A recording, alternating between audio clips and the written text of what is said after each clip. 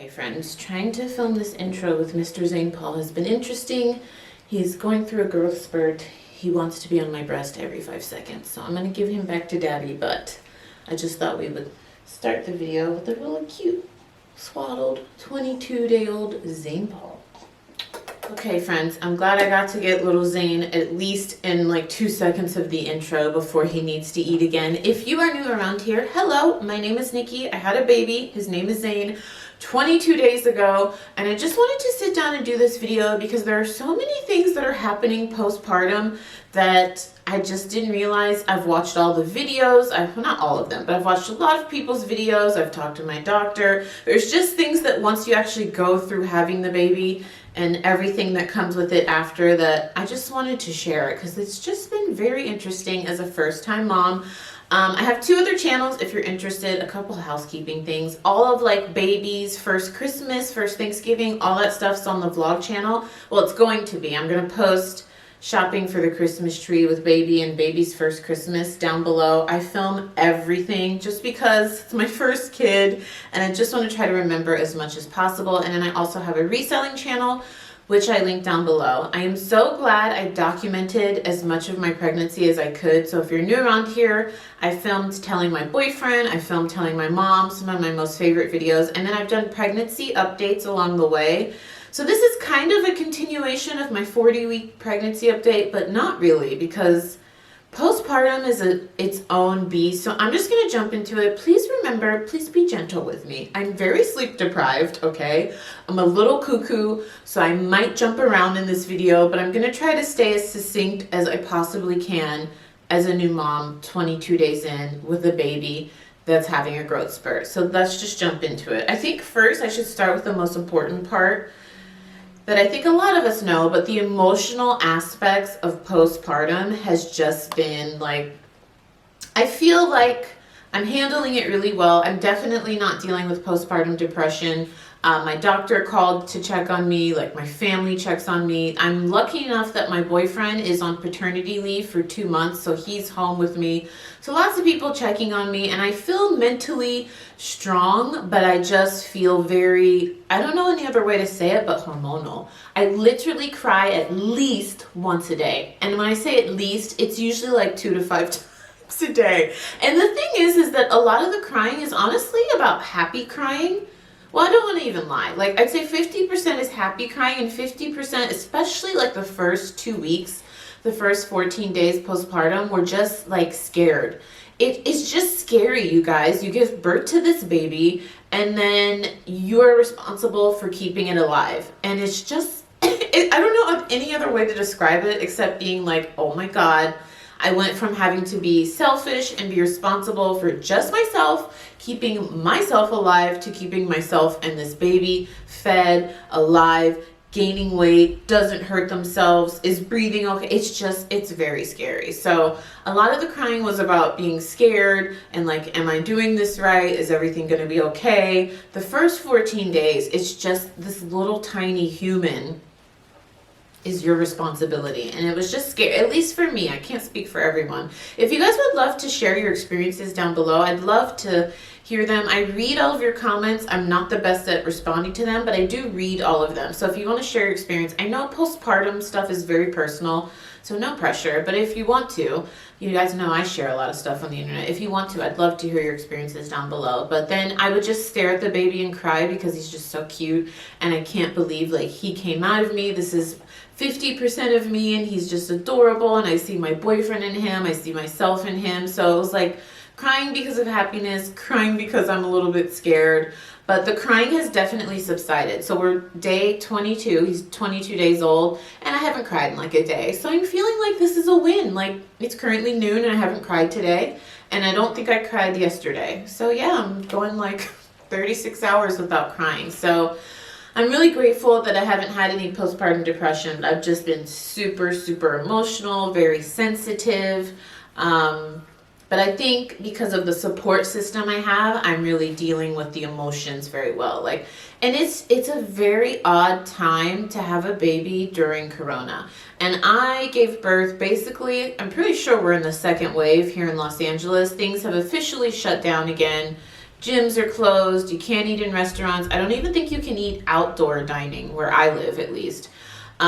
So it's like March all over again. And so usually I would love to have my mom here, and we have the space. We have a 3-bedroom. And originally I was like, oh, Mom, can you take off a week from work and be with me the first week? We can't even do that because our pediatrician is recommending quarantining again. So we're not even having we're having holidays, but it's just very awkward. Like, we're all going to meet outside. It's social distance. We're trying to be really safe. So it's just been a very interesting time. But luckily I duo with my mom, which is basically like Zoom or FaceTime. It's more like FaceTime. So I duo with my mom every day. So it's really nice to have a support system. So if you're going through any emotions after postpartum, you just feel emotional, you feel sensitive, or maybe you're dealing with postpartum depression, reach out, get some help, reach out to your support system. And what's great that my hospital, even if you have no one, like if you're a single mom, you have no friends, nothing, they actually have a support network that you can reach out to. So maybe reach out to your healthcare provider, because a lot of times they have, like at my hospital, they had a postpartum support group that you could call into virtually. And I think they met like 3 or 4 times a week. So there's resources out there if you're dealing with it. But I just wanted to start with that first, because I definitely have not felt like my normal, whatever normal is. I haven't felt like myself pre-pregnancy, post-pregnancy. I'm just super emotional, very sensitive, but I feel like I'm coming out of the tail end of that fog. Let's get TMI and talk about some physical stuff now. I did film my labor and delivery story. I'll leave a link to it down below. I did also vlog my labor, you guys. So that video is coming. I'm just trying to figure out how much I want to put on the internet, because my mom literally filmed everything, like between my legs, everything. And clearly, I don't think I want to put that on the internet. So I'm still editing it, but that's coming. But I can't remember if in the labor and delivery story I told you guys, I actually had a 2nd-degree tear and I had to get stitches. And one of the physical parts about postpartum is that I didn't recover. Specifically, if you have a tear and you need stitches, is the recovery. And the thing is, the stitches so much don't bother me. I just feel very sore in the, the downstairs region where I was stitched up. But remember, this is TMI, so if poop talk and all that stuff grosses you out, you might want to fast forward. Doing number 2 has been so painful, so uncomfortable. So when I went into postpartum recovery at the hospital, I actually had to stay 3 days because they wanted to monitor me. I stayed Wednesday night. I gave birth Thursday. So postpartum, I had to stay 2 nights, but because they wanted to monitor me. They kept giving me stool softeners, and I didn't understand it. Literally every time a nurse would come into the room, and they were coming in a lot, they would come in 3 or 4 times. I think it was something like every 2 hours. A lot of people coming in the room. They would give me a stool softener and they would offer me pain relief because of the stitching, the tearing. But I didn't understand the stool softener, and they kept asking me, have you gone number 2? Have you done number 2? And I'm like, no, I haven't had to yet. And they're like, okay, we're giving you, and eventually a nurse told me, we're giving you the stool softener so that when you do have to do number 2, it's very soft, because we don't want you to push. And maybe, I think it could disrupt the stitches, because obviously usually when you do number 2, you push. They don't want you to do that. They want it to be very smooth and soft process. So I was like, okay, I didn't understand why they were making such a big deal. And they kept giving me a lot of water. I think they wanted me to do number 2 in the hospital, but I didn't. And I didn't do number 2 for 3 days. And I think it was because my body was just freaked out, because it's very weird, you guys. It's part of you downstairs feels really tight and closed up because you're stitched, but then the part where you need to do the restroom isn't super tight, but you can't push. It's one of the most awkward feelings I've ever felt below the belt. It's just once I got to day 3 and I got home, I was like, I really need to do a number 2. But I couldn't push because it just felt like something was going to split open. But then when I did try to just sit there, I didn't know how to describe this without being TMI, but oh my God, I'm just realizing my mic's not plugged in. Hang on, friends. The audio's about to get significantly better. This is why I'm saying rock with me. I'm losing my mind here, okay? All right, the audio should be 1,000,000 times better now. I just it was weird, friends. And then, so when I finally did the big deed, it was very soft, almost to the point where it was just like smearing. This is disgusting. Oh my God. Why do I put these things on the internet? Hopefully someone finds this helpful, because out of all the videos I've watched so many women's postpartum videos on YouTube. Nobody talks about how it is a true, like, task, a laborious task to do a number 2 after you've had a baby. Everybody talks about like how it is to have sex and, breastfeeding. Why doesn't anyone tell you that you're going to be on the toilet for 50 hours trying to get some smears out? Like, it's so bad, guys. It was so bad. So it's coming out, but it's like not really. It's getting everywhere, on my hands, on the toilet. The baby starts screaming for the breast milk. And my boyfriend's like, "Are you okay? You've been in there for about 5 days." And I'm like, "Get away from the door, you guys." It was just a mess. Be gentle with yourself. I don't know if everyone experiences this, especially if you don't have a tear, if you don't have stitches. You may be fine. You might just be able to go and do a number 2 like 10 minutes after giving birth. I don't know if it was just my experience because I had a tear in the stitches, but it was a process, friends. I'm not kidding. I was in the bathroom for like 2 hours trying to figure it out and wiping, and I'm just now 22 days starting to have like normal bowel movements. And I don't know why no one talks about it. Maybe because it's super gross, but I'm just telling you guys like it is, okay? It was a process and it was gross. It's human nature, so I shouldn't say it's gross, but it just got everywhere because I was just full of stool softeners. So moving on, I don't know why no one talks about that. Maybe this is just my experience and everyone else is just fine, but that really shocked me. And like, even the doctors didn't tell me. The nurses just kind of like hinted at, oh, when you do it, you want it to be soft. But nobody told me it would be that theatrical. And let's talk a little bit about breastfeeding. I feel like breastfeeding could be a video in its own. Let me know if you guys would be interested in that, because it has been a journey for me. Before I became a mom, I don't know why I thought this. I just thought breastfeeding was super easy. You just put your baby on the boob, the baby gets food, that's it. You do that every 2 to 3 hours. Well, it has been quite a journey for me. While I was dealing with the bowel movement things and literally going to the bathroom like I'm not kidding, probably every hour trying to like figure it out. And I kind of left out some other things, but it did get like bloody and I had to call the doctor. Like, it was a lot dealing with that.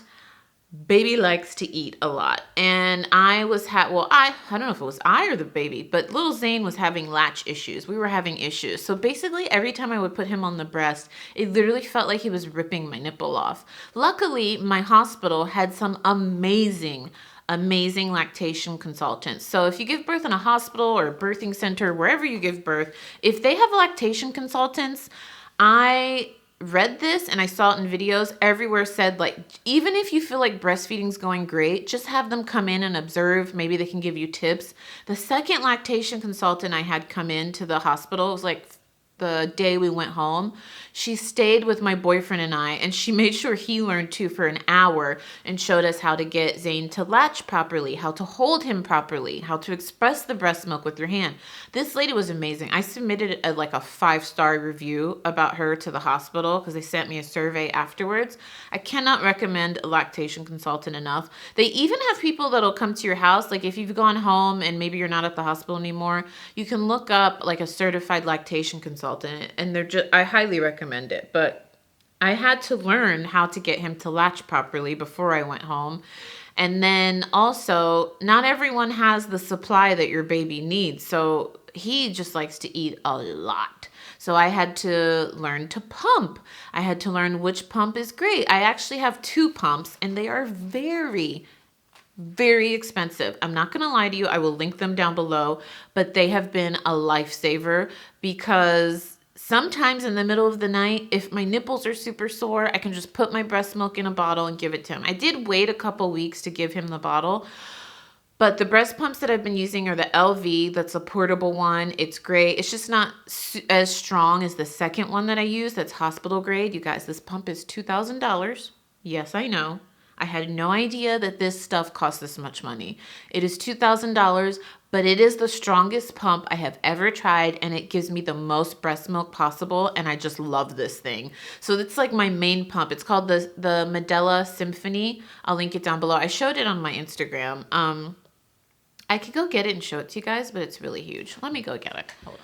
Okay, so yes, this this is a huge bad boy.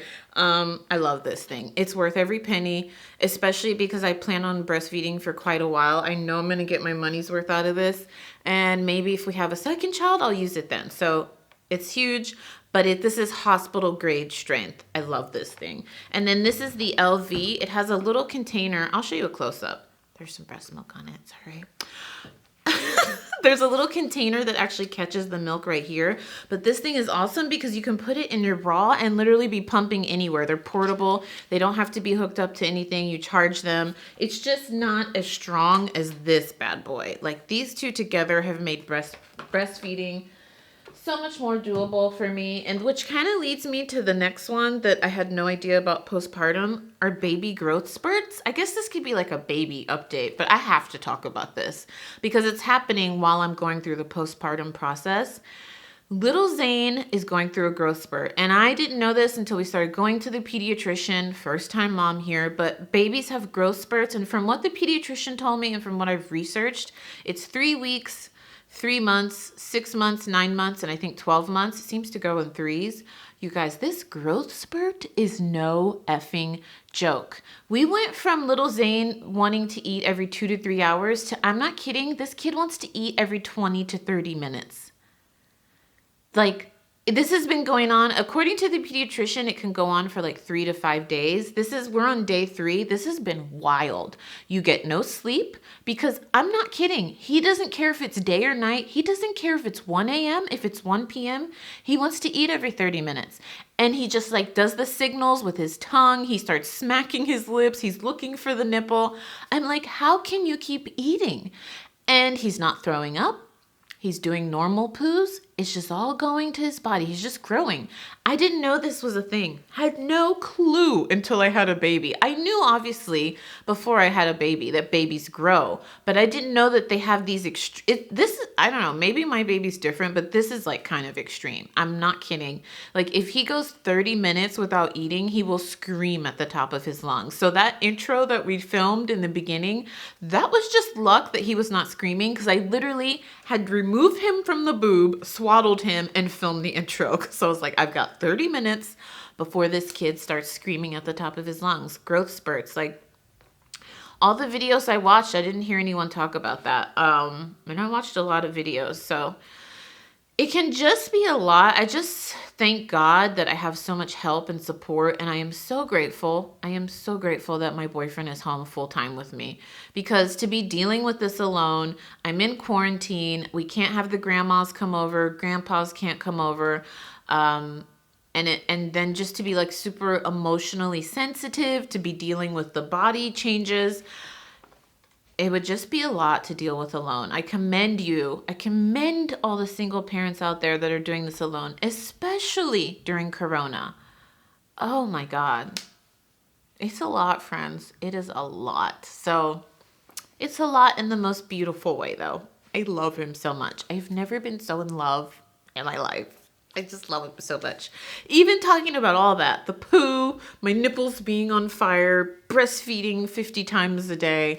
I just love him so much, but it's all worth it. But yeah, those are just the things that I have not heard anyone talk about that have really been rocking my world these last 22 days. All right, totally switching gears here, but let's talk about some makeup. You guys know I love Clarins. I'll show you a close-up of this. This is their Jolie Rouge crayon, and this is the shade Nude Brick. I've actually just been wearing this all over my lips. Right now I have on a MAC red lipstick. I'll link it down below, but you guys know, I feel like I'm super basic with my lips. I either do red or pink, and I want to try and branch out and do like browns, mauves. I do a lot of mauves. That's why I love this one. You guys know I'm a huge fan of Clarins. This is just super smooth. It goes on really easy. I just love it. Wait, I'm just realizing, is this supposed to be for your eyes? Because I've been using it on my lips.